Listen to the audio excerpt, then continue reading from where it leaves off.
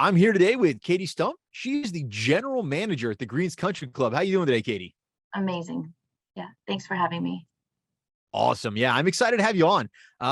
You are in Oklahoma City, absolutely amazingly growing environment. I've been lucky enough to talk to a couple of people from there lately. So it sounds like you guys have a lot going on there. Yes, we do. It's changed a lot in the past 10 years for sure.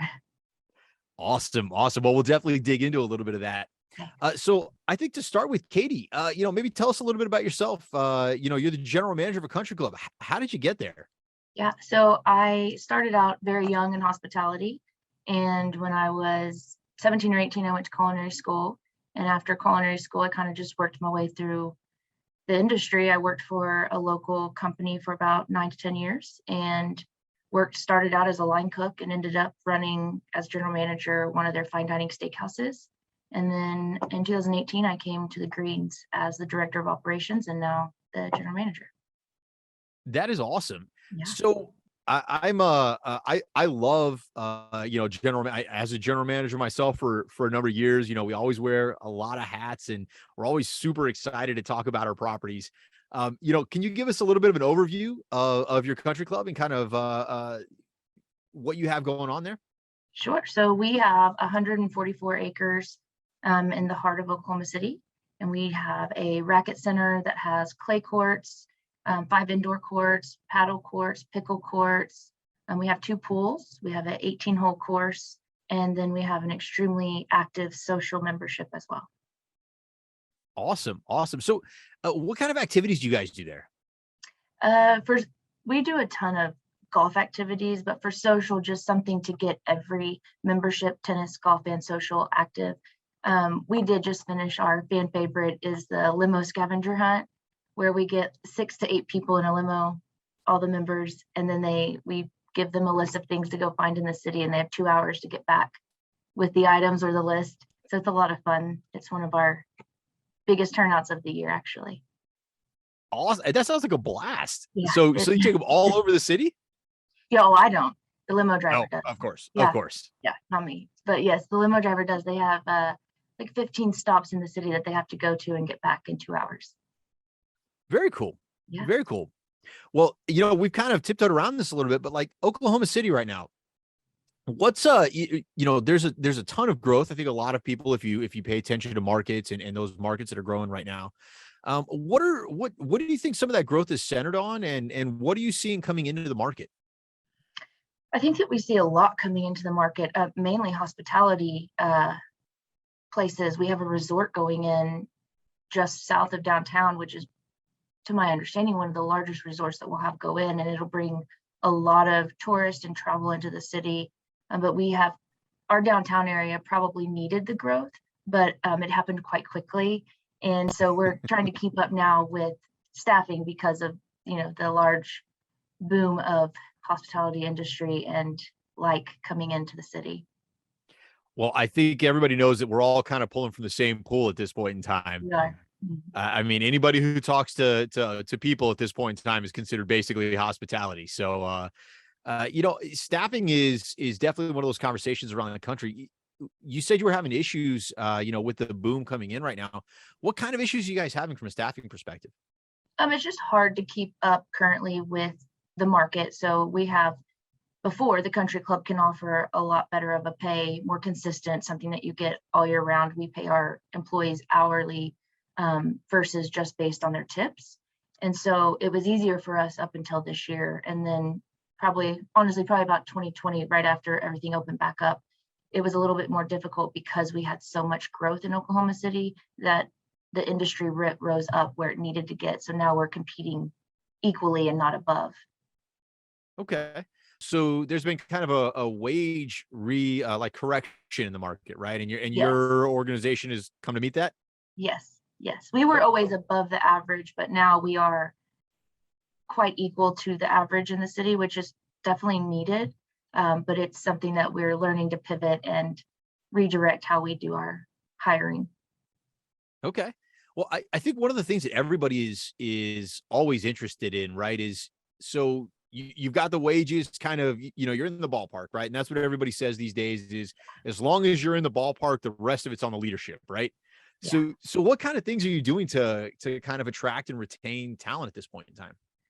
So currently what we're working on right now is for the last quarter and or for 2023 is that we do more employee like retentive programs. And so we'll do employee parties instead of doing like a thank you end of year party. We'll do them quarterly in the summertime because it is a lot more difficult of a job in the summertime. We'll do them monthly. We do take them out. We have a membership at Topgolf. And so something fun to take our staff out. We'll go take them for a day at Topgolf or go to a Thunder game just to keep them active and connected. Very cool. Very cool. So, you've got pay, you're doing some of these other, these other activities to keep things exciting. What about the environment? What kind of things are you doing within your team, within your, your club to kind of keep people connected to what you're doing? Yeah, so we work on what I would consider is pretty simple, but just be approachable. So it starts with me. So I do actually keep my door open almost all the time. It's not right now, but almost all the time. I do Appreciate that. keep, yes, you're welcome. But I think that honestly, most people, even myself, just want to know that they're heard and that they're in a comfortable place and they have a great community to go to work to every day because you get to choose where you're going to work and we want them to choose to come here. And the happier employees we have, the happier members we have. And I'm glad you brought up the members. So what are you doing to connect your employees to the members? I feel like that's important because you see the same guests all over and over and over again, right? So what are you doing to connect the two groups together? Yeah, that is one thing that since I have been here, we don't actually struggle with. It is a very, very close-knit community here. We're inside of a very close-knit neighborhood. A lot of the neighbors are the members of the Greens, and someday I will have to learn how to pivot and work at that. But as of right now, it naturally happens. It's just a very comfortable environment where everybody feels like their family. That's awesome because I think, I go to I spoke at a conference recently, and one of the things that one of the students actually told to a group of hospitality executives was that they were looking for that sense of family, that sense of connection at work. So if you guys have that naturally throughout your organization, that has to be a huge differentiator. Yeah, I would think so. I think one of the things that I have always strived to do in all of the businesses that I've ran is to build a community at the top so it works its way down because we do spend a lot of time in hospitality at our work versus being at home. And if you're going to do that, you might as well like, for the most part, the people that you are working with. And here it's a little bit different because it's not just somebody that comes in for dinner. It's a member who will be back tomorrow and they know your name and your kids' names and all of the stuff that makes you feel like a community versus it just being a four-wall restaurant. Got it. Mhm. Got it. So as the labor market is tightening, are you looking at like non-traditional things, more part-time help, maybe temporary help, I don't know if they have J1 visa programs in Oklahoma. Are you looking into any of those to try to help Yeah, bridge that? we actually just talked this week about doing some internships. So we have a couple of business schools very close to the country club. And so we're going to start working with the schools and doing internships. We're going to try to start one next summer. And after the internship, we will either help get them placement or offer them a job here. That's awesome. I think that's a great step forward, definitely to engage the universities, and I think Mhm. that's more important now than ever. Yeah, When you and I were talking before, you said that most of your workers are students. Is that right? yeah, a vast majority of our employees are college students. Yeah. Well, I think everybody's really interested in this question, right? Which is how do you keep college students happy? Coming back to where you are, because that seems to be one of the great Yeah. mysteries of the world right now. Yeah. I I think that there's quite a few different reasons. Like if you work in the cart barn, you love it because you get to play free golf. So there, it depends where you're at. If you're at the tennis and you're playing free tennis, or if you're a lifeguard and you get to come and be a social member for free, like there's kind of things that they get incentives to where it's a give back to them as well. But I do believe that if you're a cart barn employee and you're out there playing golf and you go play golf with a member, those connections will last you a lifetime. And I think that a lot of the college students actually take advantage of that. That is really interesting. Mhm. I think that, as people consider the relationships that get built, between their newer talent and their members or their business, really at any point, they really think the relationships are built between the leaders and the team member. But what you guys do is leverage not only the leadership, the perks and benefits of the club, but it's also those connections with the actual clients, guests, or customers of your property. Yeah, 100%. But it also connects the membership to the staff and the membership to the leadership. And so everybody is connected. And so they just feel really comfortable with whoever's walking through the building at that point. So it makes it more like coming to like your family's house when you come in and everybody's like, oh, hey, just sit down, have a seat. So it's just more comfortable. And there's always going to be stressful days. That's business. But our goal here is for both staff and membership, just for them to come in and feel comfortable. I like that, and I think that, finding that connection, right? That new way or different way or better way to connect people, I mean, that's gotta be a huge piece of what keeps people coming back. Yeah, I would hope so. Yeah. It's kind of So, part of the Oklahoma hospitality, I think. well, there you go, and there's another thing, right? Yeah. It's one of the things that, a lot of people tell me is that there is, regional pride, right? Like, so, it's almost in hospitality, like you're showcasing your city for the rest of the world every time you're there. Do you Yes. all feel a little bit of that there as well? Yeah, I would assume so. I think that ev just speaking for the country club world in general, we are a lot more leisure than most country clubs. Like, we want people to come in. We want you, of course, to dress appropriately, but there's not a suit and tie requirement. At dinner time, you don't have to have a jacket on. It is just more of, you get off of a hard day of work and you want to come in and have a beer or a nice dinner, that the door's always open. That is awesome. That is awesome. So, I mean, obviously, with bringing in so many students and looking to do internships, what sort of training or education are you doing on your property to kind of keep people up to speed and prepare them for what's coming next? So we're involved in the Club Management Association program. And so the director of operations and our food and beverage director and myself, we all rotate through that and then bring the information back. And then we have meetings with the department heads on those. Okay. Mhm. And do you feel like you get good participation, good feedback from your collegiate students? Yes, I think so. I think that some may think that they know more, but I think that the more that they get involved with the training programs and improvement programs, I think that in general, they actually find out that they needed it as much as everybody else needed it. Well, I think that's great. The that whole education piece is also one of those uh, kind of unspoken benefits that a lot of people are trying to tap into. If I train you, if we do this right, if I connect you to what we're building here, not just the membership, right, not just the organization, but what we're building here, you're going to be a lot more engaged with what we're doing. Are you seeing that with your team? Yes, I think that we have a pretty close-knit team, but I also hope that if somebody got enough training to where they could go and the director of operations wanted to be a GM in another country club, I would want them to take that opportunity, because it just helps us move people up in the ranks here. And it, I mean, it makes, it's good for people to have growth and learn. And so I would hope so.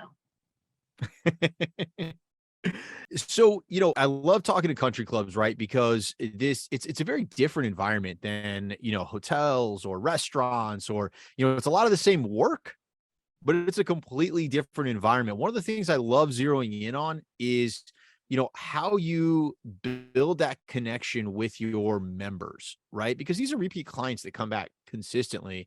And I guarantee you they're probably giving you feedback on a regular basis on how things are going. How Yeah. are you taking that feedback and what are you doing with it?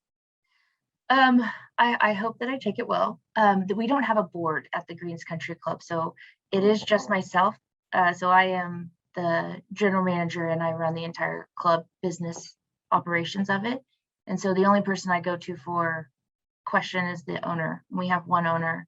And so it's a little bit different than most country clubs because if I make a decision and it goes over well, I get a ton of praise. And if it goes over bad, there's no board to buffer me. So um, I don't make always the best decisions in everybody's opinion, but I make the decisions in favor of the club. But I think that at the end of the day, most of my membership included know that they can come and tell me the pros and cons and that we'll openly talk about it. So tough That pill to swallow sometimes, but it's okay. that is a ton of responsibility. I've not heard a country club set up that way. That is very unique. Well, I wish you the best of luck on that. That sounds that sounds like a lot of responsibility, there. Yeah, it is. So, with all of this that you're doing, do you find that you have time to mentor these younger workers as they're coming through, or provide them any sort of mentorship or coaching or anything like that? Yeah, I actually think that's probably something that I need to work on. We have a director of operations who is directly under me, and he is phenomenal at that. And I've kind of learned from him that I need to take sometimes where I step away from the computer and not look at the numbers and actually like get involved with our pre-shifts and go hang out at the cart barn and go, hang out with the professionals over at tennis and kind of get more involved on the one-on-one things. It's easy to get caught up in the running of the business. Mhm. I think every leader would absolutely agree with you on that. And the funny thing is, I talk to people from the other side all the time, right? And they're always looking, at their leaders and wondering what is so important on that computer that they're always looking, at that computer. Yeah, Um, I think it's refreshing to hear that it's something you can improve on. And it's something that you're trying to work on, because I think everybody feels the exact same way you do right now. yeah. There's not enough hours in a day, but I do think that it's probably one of the most important things, especially where we are in the industry and what staffing is looking for is guidance and connection. And the more that I'm behind a computer, the less that they're getting that. I think that's very self-aware. I think it's awesome. I know a lot of leaders who, feel like if they hire the right team, the team will engage the hourly team, and there'll be enough connection there. But I think it's great. It was one of the things I always enjoyed doing, was getting around and getting out of the office, and no matter what department it was, chipping in and kind of doing the shoulder to shoulder thing. Do you try to do that as well? Yeah, we do. More probably in the past year. I have done that a lot more. But I like every week I do a ride around with my agronomist and the head professional golf. And so we'll just drive around and kind of have our meeting while outside on the course, and we kind of get away so people can't grab us. And so I just try to do more connections with the actual department heads, because what I've learned is that the more that I am sitting behind this desk, that's who needs my attention the most. And of course, that's going to trickle down to their staff. I couldn't agree more. I think those touch points are so massive. If you can lead your team in the way that you would want them to lead their team, then it does travel down. It does travel down that pyramid, and hopefully creates that engagement. At the line level that obviously you guys are getting right now, because it sounds like you're doing awesome. Yeah, thanks. Day to day. So that's all you can take it. Yeah, So yeah. as we look to kind of wrap up the show here, one of the things I always like asking is, what kind of advice do you have for these new leaders that are coming into your organization right now? Advice to anybody, honestly, would be just self-improvement, to read books, to reach out to professionals that may know more than you, or may even know just something different or have a different outlook on it. I think that where we're at in our industry, we have to pivot a little bit. And what I have learned to this point, I'm learning that not all of it is still accurate, and that I have to, improve my thoughts and look, from somebody else's standpoint and not just my own, because that's where I actually learn. I think that's phenomenal advice. You know, Everything is changing, and it's changing quickly. And so what do you if I ask you personally, what kind of things are you studying? Currently I mean, studying, I'm actually learning golf. Oh, okay. So I am horrible at golf, but I am trying to take myself outside of the club, and do something fun with I just started a group for ladies, like working women. And so that's kind of my connection right now and what I've been, I guess, studying, but it's more of a way to connect to members, but also, make myself a little uncomfortable because I'm epically horrible at it. Well, I'm right there with you. Yeah, I can't tell you the number of courses I have been shamed out of, while trying to learn to golf. So more power to you on learning that. yeah, I think that's really interesting though, is getting an education while being completely uncomfortable. yeah, Not a lot of people do that. yeah. I personally tend to learn more when I push myself out of my comfort zone instead of just staying where I'm comfortable and doing what is easy. So, I think that's a very good piece of piggyback advice there on always educating, always looking to educate yourself is, you can definitely grow by being uncomfortable. And I think a lot of people shy away from that. So I think yeah. I think that's a great little caveat to add on to the end of that. Okay. Well, good. All right. Well, I appreciate you taking the time today. This has been a lot of fun. If people wanted to try to look up more on your club, where are they going to go to look up more?